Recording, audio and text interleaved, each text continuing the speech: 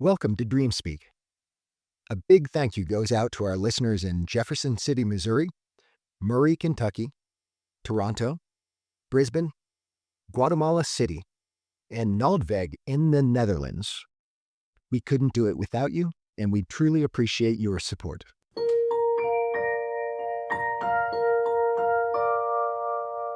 Hi, dreamers. Thank you for learning with us today on DreamSpeak. I'm Rika, And I'm Thomas. and this is the podcast about dreams that teaches you a complete system to help you listen to your dreams and get the guidance they're providing you every day. In this dream, Rika is dating someone else, but it has nothing to do with infidelity, conflict, or even jealousy. How can this be?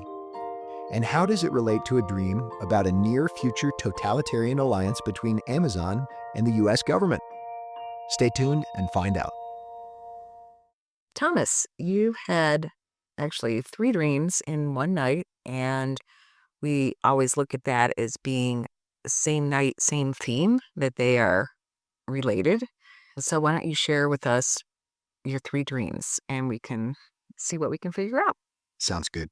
So these dreams all happened on a camping trip, and the day before, we'd had a bit of an unusual experience. The weather up in the mountains where we were camping was pretty inclement, and so we decided to drive down into Taos, New Mexico. And after many years of living in the region, we finally went to the Taos Pueblo, which is literally an ancestral village continuously inhabited by the Taos people. Now, apparently, they're down to about 30 full-time residents. I don't know what the peak population was, but it's a very interesting relationship they have with tourists because essentially they are inviting you into their home on the basis of like a spirit of hospitality and, of course, earning revenue from doing so. But some of them live there, and many of them have long-term ties, multi-generational ties to the Pueblo, and they have no electricity. They have no plumbing. They've decided to keep it really intact, sort of in the traditional way. Some of them have added propane tanks. Mm. They have stoves and they cook fry bread and sell it. But that's how it is. And it's obviously a place with tremendous history, and that history leaves an energetic signature that is pretty palpable there. And we also had some interactions with Native people. I'm fortunate enough to have interactions with Native people as a school teacher every day, pretty much. But it's different. When you are a cultural tourist, they are receptive to having cultural exchanges and kind of talking about Indianness and talking about their heritage. And so we had at least one good long conversation with a woman who corrected us rightly. And I had complimented her on having a really nice shop. And she said, "This is my home." And I was like, oh my, I'm sorry. And then she opened up a lot after that. It was very sweet, but she basically said that in this room is where my mother was born. In this room is where my grandmother was born. There were no lights on in there, and it was just like some sunlight filtering through. It was pretty cool. But I think all of that plays into this dream, the fact that we were camping. And then later in the city, we went to an art gallery where I had my first experience with a gallery room with all solid colored canvases with no figures, no abstract, just white. So there were, I believe, 7 white panels in there, large ones, all painted by an artist I had never heard of named Agnes Martin, I think was her name, and then benches in the middle to sit. And I was so moved by that, which I just did not expect. I love art. I'm open to that kind of avant-garde art, but I had never actually been in a place with those kind of stereotyped, like, well, the artist didn't do anything. It's just these white painted canvases. And so I went through and I really spent time, but it didn't even take long. When I got close to them, I could see this beautiful painterly brushstroke work, and I felt this artist's energy radiating out from these panels. And I realized that her intent was to create a space of being for the people who were looking to find their own center and find their own heart and experience a moment of presence, which is why she couldn't put anything in the pictures. It was really cool. So anyway, those were important experiences, and they happened before I had this dream. And we also had a campfire that night Mm-hmm. and made s'mores. Yes. Not sure what that has to do with it, but S'mores are always relevant. So, okay, on to the dreams. So I think these are in order. Did I start with the one?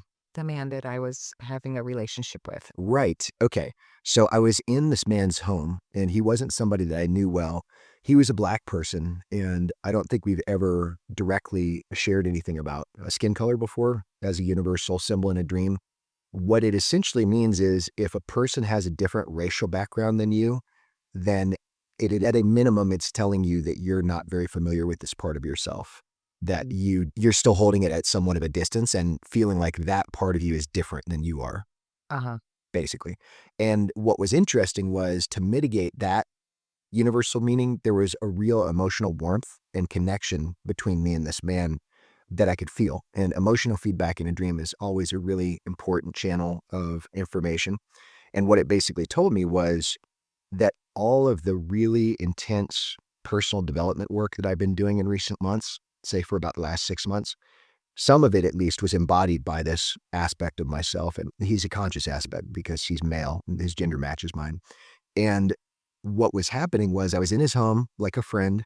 I was helping him hang up some art on the walls, which was inspired by us visiting this museum. And he got a phone call from Rika, and I knew that they were dating, and Rika was calling to end it. And what I felt knowing that their relationship was over was not anxiety, not upset. I just felt love and compassion for this person who had become a friend of mine, but I knew that I would never see him again, Mhm. that this chapter was closed. And then I had some really beautiful, heartfelt words about what my wife meant to me and how I knew, even though they were dating, that she would never be physically unfaithful to me and that eventually they would both realize that it had to end. And that's exactly what happened. And so I just felt perfect faithfulness. And I was sharing with him that she had pulled me through some territory in life recently that I had hoped that I would never see or experience again, but she never let go of me. And so I knew that that would carry through this little dating fling or episode as well. And it did. And then I guess that was the end of that dream. And then the next one, Well, you didn't talk about the 2 nails. oh, thank you so much, babe. A very important uncanny image in this dream was the way that I was hanging the art. Completely nonsense, but that's dreams for you. It was a beautiful work of art, which I don't think I really mentioned on the recording. It had really sumptuous, thick oil paint, and it had a beautiful sheen to it. I just really liked the feeling of these paintings. They were square, and they're probably about 1.5 feet by 1.5 feet, and there were a few of them. And I was hanging them all up by driving 2 nails through the art. So, really great friend helping to hang up the artwork here. They were thin little nails, kind of like some nails that we have in our house, in our garage, just sitting there. And I couldn't drive in the top nail. And so I had come up with this whole plan where I was going to get a towel and a rubber mallet and then use a hammer on that. And if I basically struck it gently, that it would go in. And I'm sure it probably would have, but then they broke up. And so at that point, he was ready for me to say my piece and leave. And so we were just concluding our relationship permanently. And he was very sad, that we wouldn't see each other again. There was a lot of bittersweet feelings. So yeah, the painting thing is going to be important. So then in the next dream, it was totally different, but we'll find some sort of connection between them, I'm sure. I was standing on the street, just a regular old sidewalk with a coworker of mine who's a friend, somebody I work with every day. And there was this box on a pole, like a public utility, but what it was actually these Amazon branded boxes had probably been installed everywhere. It was a very realistic sense of near future totalitarianism. And this guy who I work with is a big history buff, and we were talking about the American Revolution. And we're standing next to this box, and ostensibly the reason that it's there is because it's super convenient, and anybody at any time could just voice activate this box and do their Amazon transactions. Like that would be such a great service. So they'd been authorized to put these up in public places, but really it was also a surveillance device. And so it kicked into gear and it was listening to our conversation. And here we are just talking about American history. And it said something back. It wasn't conversing with me like an AI, but it gave output that made me think, this thing's trying to intimidate me a little bit. It wasn't like a full-on sci-fi movie. It had a real sense of realism to it. But I was like, this is crazy. This is way over a red line. So I told the box that. I was like, look here, Amazon box. It is unbelievably inappropriate that you're just listening to public conversations. And I want you to tell your management that I said that. And I said it would. And then my friend got pretty scared. He was like, whoa, but I was just doing what I knew to be right. I wasn't scared. And then that was the end of that dream. The third dream, I was at my childhood home. It was interesting because it wasn't exactly, the whole layout was like my childhood home, but it didn't feel quite as old. And I was there having kind of a pseudo family reunion. There was some family and some friends. I noted in the dream, it was probably 15 to 20 people at the house. And the emotion was joy. The presence of all of those people that I love brought me a lot of joy. And at some point, I ran into a Native American man who was around my age, a little older. And I just described him as a very solid man. He just felt like he had a lot of presence and he just felt good. And I don't remember what I said to him. Do you remember what I said to him? No. I don't really remember, but I don't think that part was so important. The other part that I remember is just there was a lot of comings and goings of all my family and friends, and some people had pulled up in a teardrop trailer kind of similar to ours. It was the same brand, but a different kind, and everything just felt really fun. And then the ground was sopping wet, like a big rain, but I had caused that somehow. I wasn't clear on how, but rain's usually connected with emotions. We'll get to that. And then I was trying to get through the water, and I kind of like skipped through, and my pant leg got a little wet, and I made a joke out of it, and everybody was just in such a good mood. They were all laughing and clapping, and I just felt very joyful. And then later at the back door of the house, because it was daylight at that point, and then it became night. In the nighttime at the sliding glass door, I heard a tap and I went over there. And what it was it was the Native American man, but much younger, like he was in his early 20s. And so I don't know why, but he seemed to urgently need to connect with me. And I said, guess what? I saw you older just today. I saw you. And then it was like he was a time traveler. And it was also very significant that I had said that. Then it made him very happy to hear that I had this proof that this time traveling kind of thing was going on. But he didn't say much. He kind of kept his information and his emotions sort of concealed. And he implied that I had to help him. And I was thinking he might even feel like he needed to kill me because it's like I knew about the time traveling, like he just was going to use me for proof and then kill me. And that did not happen, but he didn't exactly reassure me either. And he was basically like, meet me back here tomorrow night kind of a thing. And then I had this discussion with him briefly before I woke up, which was, I need solid sleep. I need you to respect that. I need you to think and be thoughtful about what it is you need me to do. And I'll help you, but contain it to 45 minutes or even better. Make sure it's not going to take longer than half an hour. So let's make sure we're really efficient. And then I woke up because I think I was talking in my sleep, right? Mm-hmm. Yeah. All right. There we go. It's a lot in content. A lot of dream content. And I really have no idea how this is all going to come together and what it means. Me either. No idea. So let's get started. All right. So we could start with the first dream, I guess. Yeah, the dream about you dating the guy.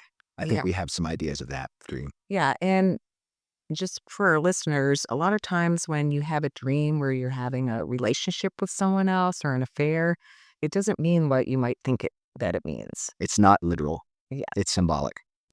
It's always symbolic. And if you're having a relationship with someone, what I usually do is look at their qualities. What quality of theirs do you want to create with?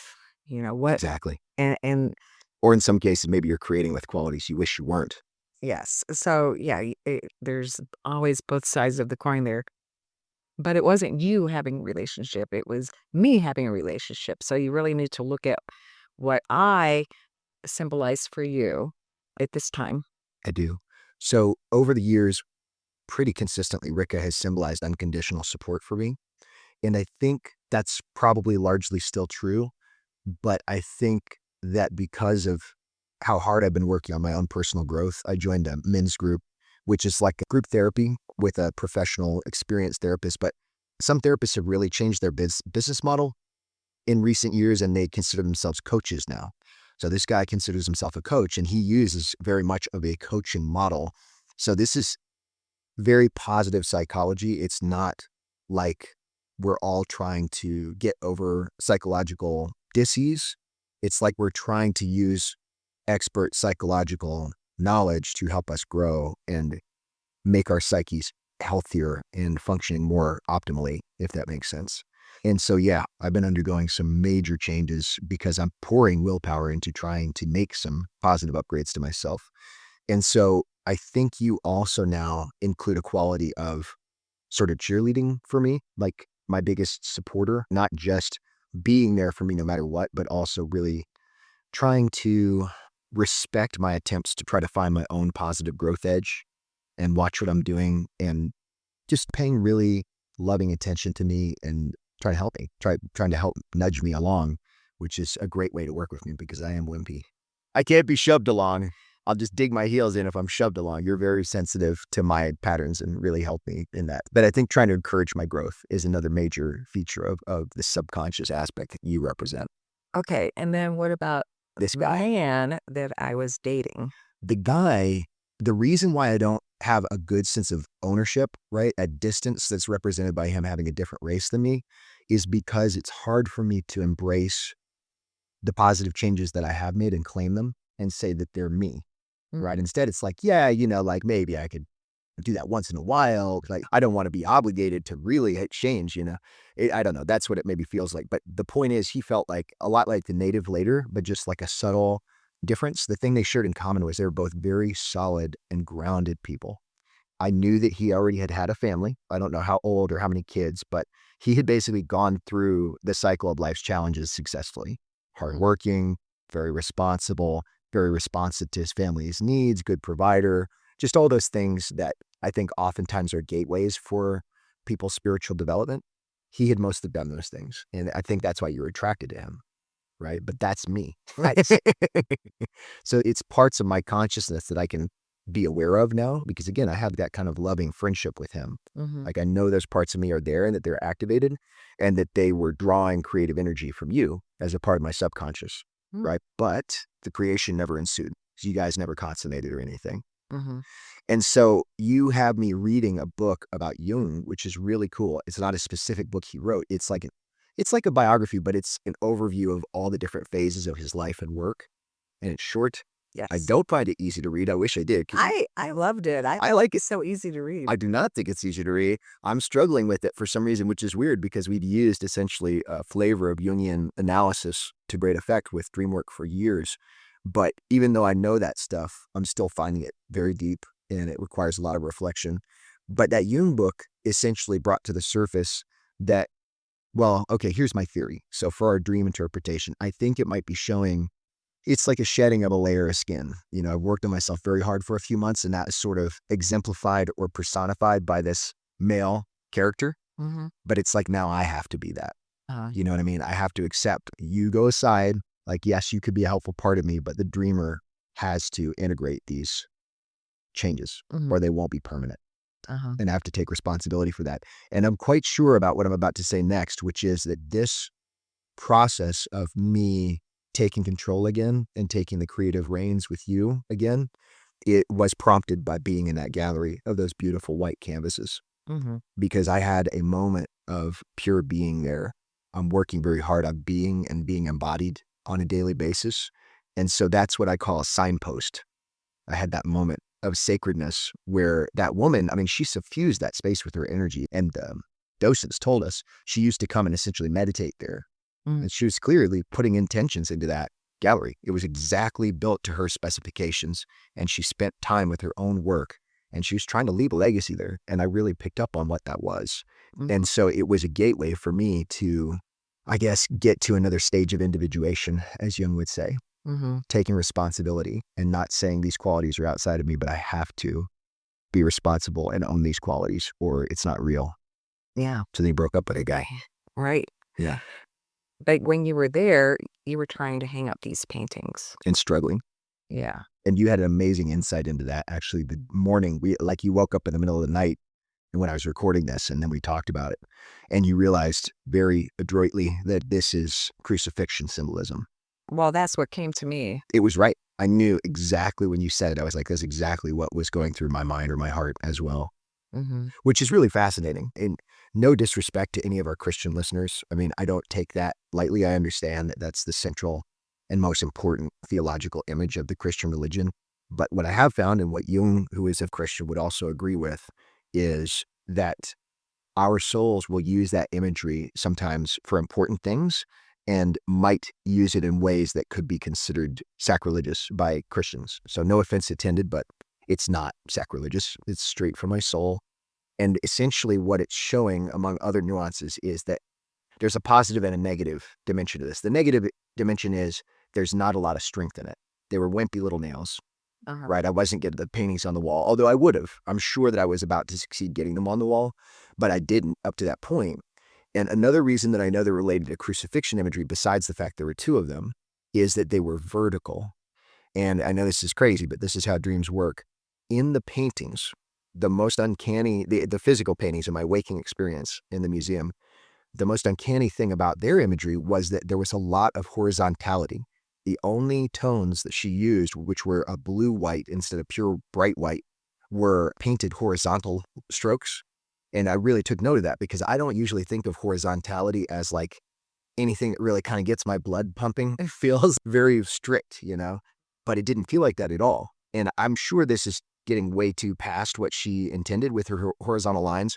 But for me, what they did for me was that they represented something I've learned long ago, which might even be a Jungian symbol, but I learned it like 25 years ago, which is that the Christian image of the cross in a metaphysical view is often importantly broken into the horizontal beam and the vertical beam. And the horizontal beam represents Christ as man, and the vertical beam represents Christ as God. And her paintings were clearly, and this part I'm sure about, they were about finding joy in the everyday, joy in life and being. And that's what I'm working on. And that was such a convergent experience. And so the fact that these nails are being nailed vertically, I think was to tell me I'm aspiring to something. But the higher nail was having a lot of trouble and I was really struggling and not failing, but just having to work really hard and struggling and not kind of getting it, if that makes sense. It's still like a wimpy little nail. That's kind of my spiritual aspirations. They're coming along, but I have not made some huge evolutionary leap. I'm not just all being and presence and spirit, soul. I'm just working towards that. Oh, I think that's a great analysis. Thanks. Yeah. You must have been thinking about that for a few days. Not at all. No. Remember I told you that power of just leaving dream images in your subconscious and then just getting together with another dream interpreter like you and talking it through. A lot of that processing can happen without the aid of your rational mind. Yeah. So that's what that is. But why was it defacing the paintings so carelessly? I mean, it wasn't careless. I was doing it in a very caring way for this person who was my friend until your breakup. But I was clearly defacing them. It was like the stupidest way you could ever hang up a painting. So why was I doing that? I don't know. Ignorance comes to mind for some reason. That kind of jumps out of my intuition. Yeah. Like not knowing what I'm doing wrong kind of a thing. Was the content of the paintings important? I don't remember what it was. All I remember is the emotional vibration that it gave me, which is similar to some of the paintings we saw in the museum, which was a lot of abstract expressionist inspired work. And the painting was just very luxurious and full and vibrant. So luxurious is probably the wrong word. What I mean to say is it was full of life. There was a really strong vitality to the paint and the way the artist had constructed these paintings. So, and the paintings have to do with our imagination and like where we're putting our imaginal energy to manifest something. Well, Jesus was full of life before he was crucified. More full of life than almost anyone else. Yeah, absolutely. And I think maybe a painting has the energy of life, like embrace it, embrace the highs and lows and realize it's making one beautiful painting. I had the intuition a minute ago that maybe I was driving the nails through the artwork because I'm not seeing the quote unquote bigger picture. What do you mean? Accepting the highs and the lows of life, not trying to be a perfectionist with all of this self-growth work that I'm doing right now. Just realizing I'm going to fall down and have times that I'm just crawling and there'll be times of rapture and that those are all part of progressing, I guess. I still don't know why I was driving nails right through the middle though. Any idea? No. That's fine. Okay, let's move on to the next stream. So the next stream in the way that I recorded them was the talk about the American Revolution and the eavesdropping Amazon machine. Right. So the Amazon machine felt completely plausible to me. It really felt like a near pseudo-totalitarian future in the United States.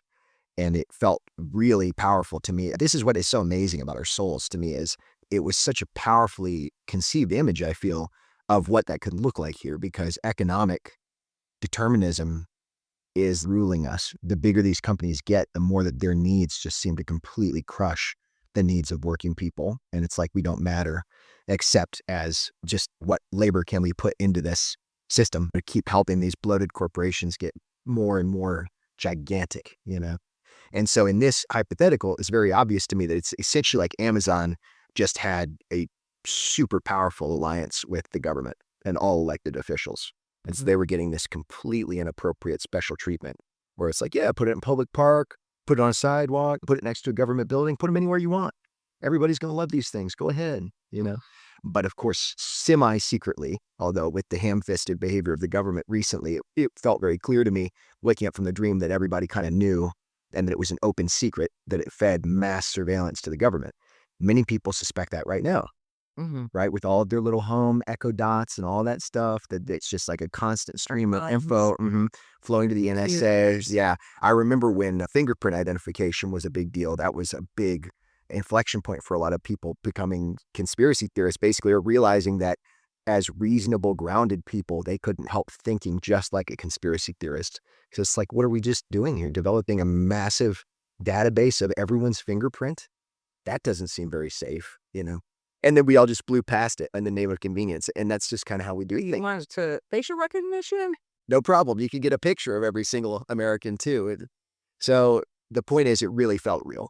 And I had no compunctions about just saying what I thought was politically right. But my coworker and friend was pretty nervous. And so that's another conscious aspect of me. Yeah. And so it's like the two halves of me. Luckily, the dreamer is in the dominant position here of being like, I'm going to do what's right, even if things get dicey. But there is a part of me that's like, we could go to jail. Something really bad could happen. We could lose our job. Yeah. So how do you think this relates to your other dream? It's a great question. Like the positive and the negative, seeing both sides of something. Yeah, I have no doubt that that's part of it. And then I don't know where we will get this. I'm sure we almost always do. But I wonder if it could have something to do with what I'm going to bring up now, which is that the Amazon thing, because it would have had to be in cahoots, this Amazon machine wouldn't exist without Amazon being in cahoots with the government. Government is essentially very tied to the way that you believe that the universe works, your beliefs about divinity, about divine law. It's the laws. Yeah, because it's about law. It's about what are the boundaries of our world, of our existence, of our lives. And clearly I'm feeling pretty menaced, right? Yeah. My beliefs about the world have become a lot less trusting than maybe they used to be. And at this moment, I mean, they can change, but at this moment, I'm in a period of having a lot of doubts and feeling a lot of mistrust in the universe, or else this machine wouldn't be in my dream. Right. And also there's this weird intuition emerging for me of how like it's a classic and personal, very personal philosophical problem for people. This is like classically stereotypes too, like a Catholic upbringing, which is that God can hear you no matter what you're doing, you're thinking, God is listening to you. You do something wrong, you're screwed. Yeah. God knows. Right. You can't hide, basically. And for a lot of people, that is really a menacing thought. Well, I guess I don't necessarily think that God's listening to every word, but I think our higher self, that part of us, knows everything and keeps track of all of our emotions, all our thoughts, all our ideas. And so I think you're getting to something. I do. And I think this might even help to unravel the same night, same theme piece of this, which is always tricky, but absolutely can be done. It's usually very meta, as younger people might say. It's usually not a direct thing. You won't have like a red ball in one dream and then the red ball in the next dream. You got to look for the overarching theme. But I think we might be getting there. And the reason I say that is because what my intuition just said in response to what you said is I'm not taking enough responsibility, right? My higher self is the one that is guiding me and governing things that I do as I go through my life. And it's hearing my thoughts and cataloging and my emotions and all of that. And so I'm putting it off like, oh, there's some menacing force out there that might be seeing me in a negative light. right, but it's really It's me. within. It's you. within. That's right. And so instead, I've got this not helpful belief that's externalizing that. And so then by association, it would be I'm externalizing my locus of control, which is never a good thing. The more we can kind of internalize our locus of control, the better, as long as we don't constantly browbeat ourselves about things that are literally not in our control, like the weather or something like that, But the more we feel that the things that are in our control really are and that we're taking charge, that's a good thing. And I'm clearly having a difficulty with some externalizing. And so what you just said really landed with me about my higher self. because something that I have been really good with for years, maybe even a decade or more, is a sense of the soul and God for that matter as a friend and like a loving helpmate or companion on the path of life. And that's what I really believe deep down is that my soul or my higher self is, yes, it's knowing all these things and cataloging all these things, but only for my good. Dreams are always for our good. Everything that comes from my higher self Right. is usually is always, as far as I can tell, coming from a really profound sense of love. And like the little things that we do wrong are just overlooked. I mean, they're aware of them and they don't want us to, our higher selves don't want us to continue with these patterns because they bring us unhappiness and they disconnect us. They bring us disconnection. Right. But our higher selves are not angry. Right. They're just infinitely patient. And they're like, no, like an older brother or sister, like just looking out. Mm. Here's this opportunity. And that's what dreams always are, is an opportunity for next steps that we can handle, things that are available now Yeah. that can bring us more contentment and peace. And so I think that must be what this dream is about. It's like externalizing. Oh, and my coworker really represents that. Yeah. It's the part of me that I go to and the kind of spiraling thoughts I go to when I'm really externalizing instead of taking responsibility for my own well-being Mm-hmm. and realizing that a great deal of my experience is due to the day-to-day choices that I'm making, Right. not some vengeful God listening to me and then meting out punishments, you know? Right. Yeah. Okay. And so what I was saying about the idea of what could come from this dream that could be a theme in the dream about the man you were dating Mm-hmm. is this sense of the grounded and responsible part of me was like the man you were dating. And the vertical nails were emblematic of the fact that I'm trying to grow on the spiritual path and that there is some growth, but that I'm encountering difficulties. And so the next dream was trying to give me more information and say, one of the difficulties you're having right now is an increasingly externalized view of what's happening. Mm. I've really let myself do too much of a doom scrolling with news. Oh. And so we know that there's some really critically not good things happening, but that doesn't mean that I have no locus of control. And it doesn't mean that the world is an inherently evil place just because there are evil things happening. Mm-hmm. And I'm starting to let my attention get pulled outward, Ah. because that fear thing, we all have a fear. Right. What do you call that? There's a word for that. Like your amygdala, kind of. Oh, like the fight or fight or flight, flight? like part of us. It's instinctive. right. It's a part of our, Our lizard brain. yeah, exactly. And so it's like I'm letting that part rule too much because of the way that I'm consuming news and what those ideas are doing to my mindset. Well, I think maybe you know what you have to not be doing. Yeah, not in the way I currently am. Right. Yeah. And taking it to heart in an ignorant way, I need to stop taking it to heart in that way. Right. And find more empowerment. Okay. So So third dream. let's move to the third dream. The third dream is about all my family and friends and experiencing all of this joy in my childhood home, which is interesting because a lot of people go to their childhood homes in their dreams. I remember very few dreams of being in my childhood home, very few. And so indoor spaces are mindsets. And the more and more home-like that a space or a building becomes, the more it's like our default mindset, like the thing that makes us recognize ourselves, basically. Yeah. Just what feels comfortable Right. and familiar. And so with my childhood home, that would be the most of the comfortable because I grew up, oh, wow, my intuition is raising this. That's interesting. I grew up very coddled and very indulged. And the work I'm doing on myself right now is surfacing the fact that that has limited my life possibilities in ways that are disappointing to me. And I'm starting to see that more clearly. And I've made bad choices for myself in terms of what I want to accomplish and just the way that I conduct myself on a day-to-day basis because of the continuing echoes through the decades of my life of, well, what about me? Why can't I have this ice cream right now if I want? Why do I have to go to work today? Not really. I mean, that's too exaggerated an example. I'm a really solid teacher and I do go to work every day and I never slack in that area, but that doesn't mean that the emotions aren't still there, right? The tendencies. It's kind of like I'm working to eradicate some of those once and for all. Yeah. The poor me or feeling sorry for yourself. Yeah. And just feeling entitled, I think at the end of the day is a big part of it. Mm-hmm. Like I should have this experience or I should have that. I should be able to do this and I shouldn't have to do that, that kind of thing. Yeah. And so that's probably a part of why it was at my childhood home because I'm dealing with those deeper issues that have been ingrained for a long time right now. And so that could actually be a very positive sign that I'm kind of getting down to brass tacks, the changes I really need to make. Yeah, there's always all those layers. You have to keep going through the layers till you find the core of where this comes from. And just having an awareness of that is just so helpful. It is. And I think maybe this could be indicating I'm sort of getting to the core, because one of the most prominent memories I have of the house was how much glass and glass doors and stuff and windows there were, which is always meaning you've got awareness of something. Mm, So that's pretty cool. yeah. Yeah. I saw through a lot of things, so to speak.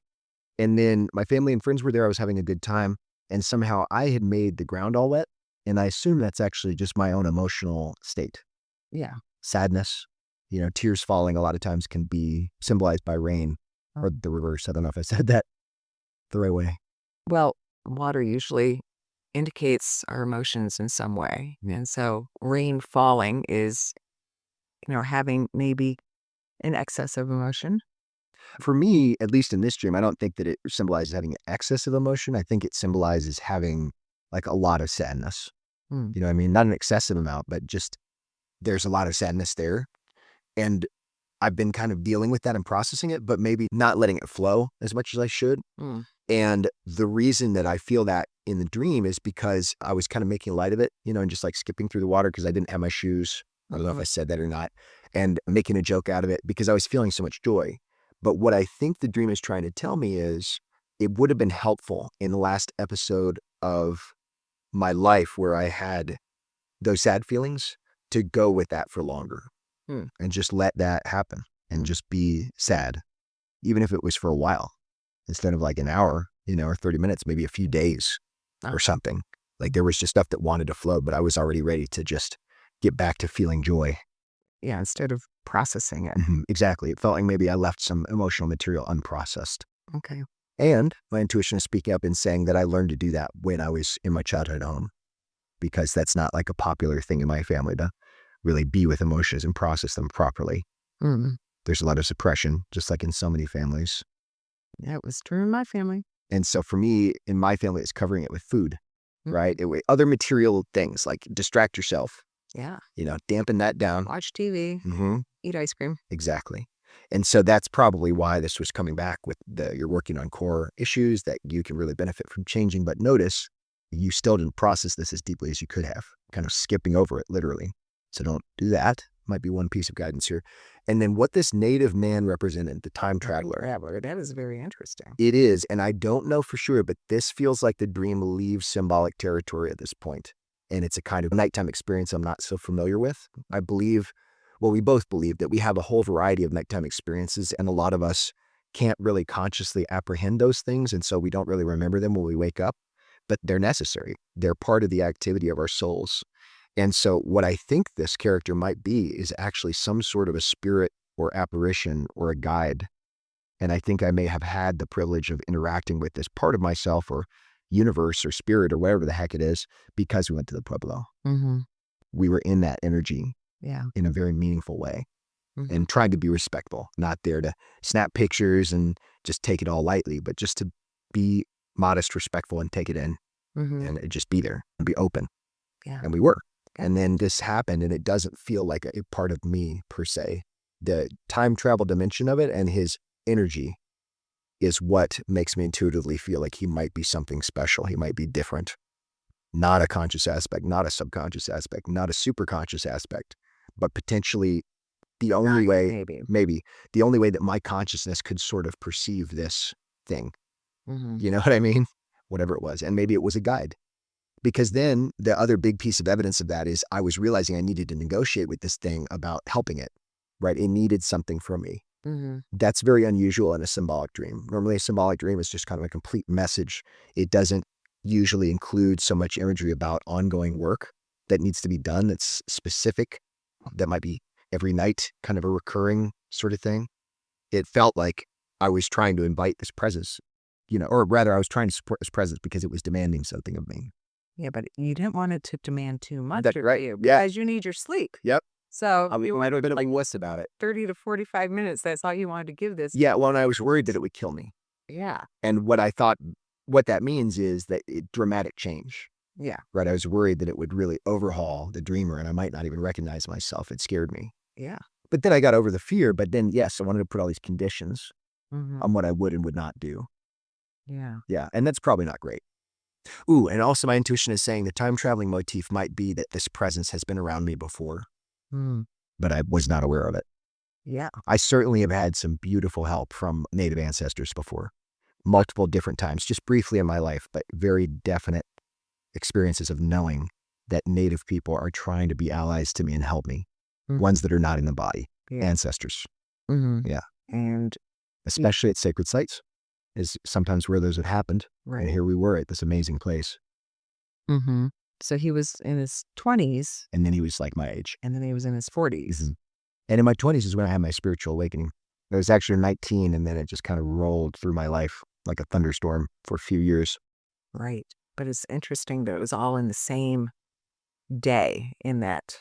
Yeah, there was day, and he showed up as the younger version, and there was night, and he showed up as the version that was my age, that was contemporary.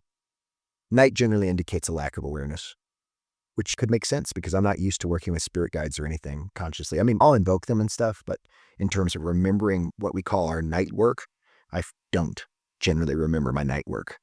Mm. So I think my best move probably is to do some prayer work here and say that I know and recognize now this was an ally and something that was trying to bring positive change and bring a positive force in my life, and that I want to invite it. Okay. So do you think we should summarize what we learned from the 3 dreams Yeah. overall? Absolutely. But have we found the common theme with the third dream? Because the common theme between the previous two was basically about not taking responsibility and learning lessons about taking responsibility. And the fact that that was impacting my spiritual growth, is impacting me on a spiritual level. These first two dreams were trying to tell me very deliberately that you're working on yourself spiritually right now. And the second dream, the responsibility message was, don't let yourself give into fear and start externalizing like you don't have control over a bunch of stuff that you actually do have choice over. Mm-hmm. That's not helping you to grow spiritually. And the third dream was showing maybe where your tendencies and your habits came from, as a child. And that I can work on those things, because I've been aware of that for a long time, but it's like I'm circling back because I'm actually touching those things and I can make changes. And this native could probably help me to make those changes. Yeah. And so the common theme, I'm still not sure of, but I bet we can figure it out. Basically, it was like there's always two dimensions to everything. There's always a good and a bad part to everything. The good part was I was experiencing genuine joy. And so it's showing me there's real joy coming into me in my life right now, but it was also regressive. It's like I partially had to regress back to a childhood phase where I didn't take full responsibility, of course, because I was a child and I was also modeled sort of irresponsible behavior emotionally, spiritually, in some cases, materially. And it's like I had to regress in order to tap into that joy. To be with my friends and my family, I had to go into the past, Mm. right? I couldn't invoke that joy now. I had to kind of just slip back into my old ways, if that makes sense. Yeah. Kind of like putting on a cozy sweater.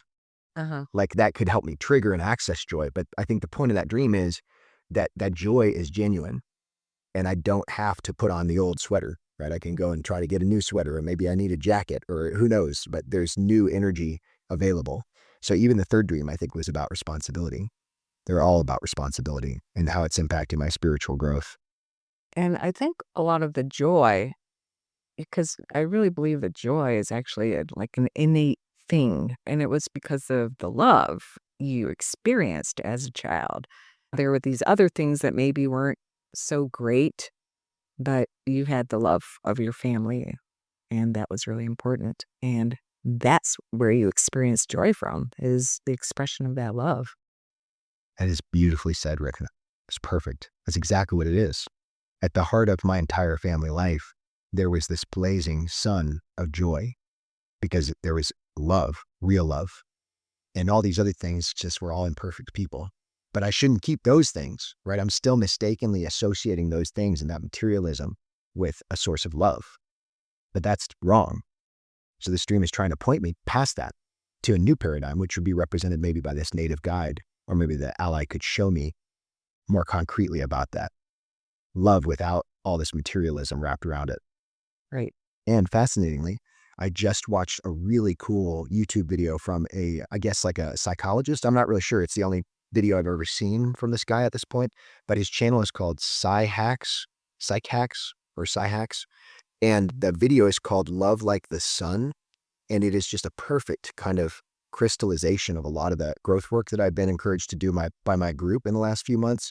And it's about the fact that love is really a powerful, abundant, and unconditional force that we all can express and that we all have, but that we complicate it with these things that are not really true, like that it does need to be conditional, right? Or that we think if we don't get it in a romantic relationship, that it's because it's unloving. What's unloving is like the transactional nature of tit for tat. Loving is just doing very loving things openly and expecting nothing in return, like the sun. So beautifully said, babe. All right, well, I'm off to take more responsibility for myself. Goodbye for now, loyal listeners. Is that it? I don't know. Is that it? Yeah, I guess.